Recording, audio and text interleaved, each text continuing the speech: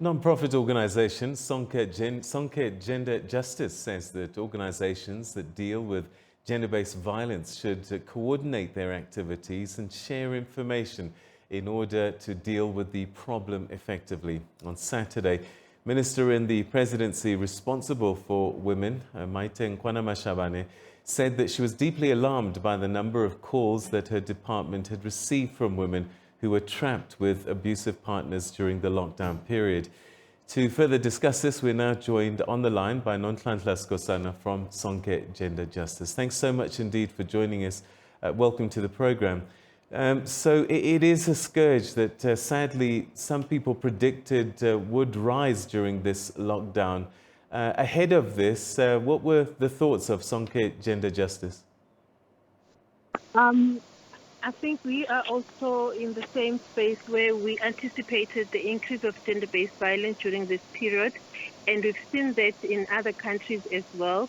And we are saying it is very important for us to be able to respond on how do we support the survivors of gender-based violence, but more especially, how can we work together to make sure that we prevent it? All right, and what can working together look like? Working together, it will be government and civil society organizations making sure that, number one, we do have shelters for women, and we need to learn from other countries that if our shelters are not enough, we need to have spaces like the hotels where we'll make sure that survivors will have a safe space, more especially women and children, but also mechanisms on how women can be able to report, because we know it is difficult for the survivors to report their cases through phones because they are in the presence of the perpetrator.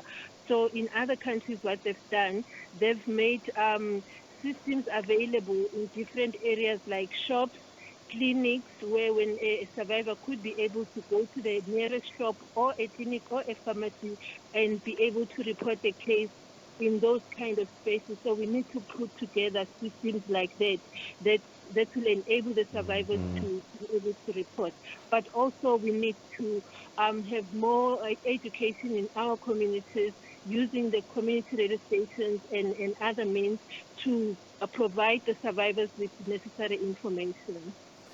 Why do you think that better coordinated efforts, such as the ones you've described, haven't been in place all this time? It is a bit disappointing to know that we don't have those systems in place, because we were coming up very well as a country in terms of addressing gender-based violence. I think our ministers have really diverted their concentration and energy to the COVID-19 and not really taking in consideration that gender-based violence is still going to be a problem, and that problem would increase at a particular moment. But civil society organizations have written to the ministers and make recommendations. As from now on, we'll appreciate that if we could have, engagements and see how best we can work together.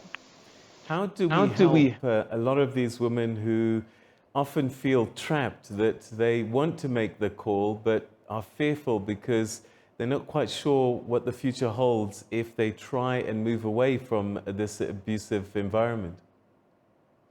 I think it also starts with us in our communities as neighbors, but also as relatives.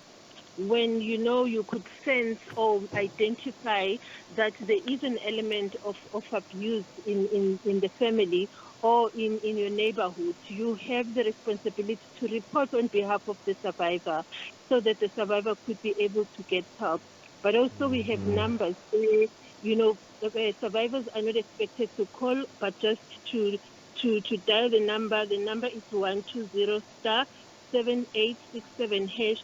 That number would go through a system where they will be able to identify the case. But also what we've learned from other countries as well is that our police officers need to be very vigilant, but also understanding. When women call to the police station and order for something that is not provided in the police station and provide their address or their numbers in that space or in that communication, they need to be able to respond to that and have suspicions that this might be a GBV case. What work still needs to be done and can be done to change the mindset of the abusers? I think what is more important is to engage as I'm taking this back to family members because, through the course that we had and engagement that we had, we only talk about community level, but not coming back to the space where women are. I think it's also important for men within those families to hold each other accountable, to make sure that if they identify or maybe a case is reported to them, they make sure that they report the case and they hold the perpetrator accountable. In a space where there are no men, I think women also have that responsibility, but we don't want to put the burden more on women because women have been carrying this burden for so long. Men need to take responsibility, but also our government needs to work very closely with the civil society organization to make sure that we change the mindset of men through different programs that we have. As Sonke Gender Justice, we are currently having radio dramas in the community radio stations. We're also approaching and engaging the community TV stations to make sure that this information reaches the community and people understand the impact of gender-based violence in the life of our society. All right, so for perhaps women that are watching and listening to this program right now and now know the number to call, what can they expect will happen after that? What are the next steps?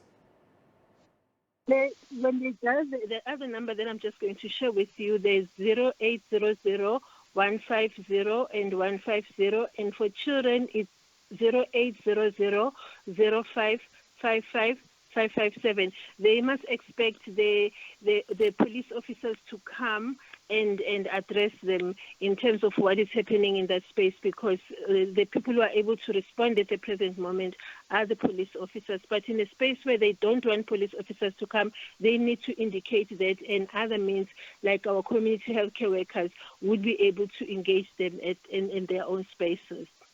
All right, Nonhlanhla Skosana, thank you so much indeed for joining us and sharing your thoughts on this very important issue. That's Nonhlanhla Skosana from Sonke Gender Justice speaking to us on the line.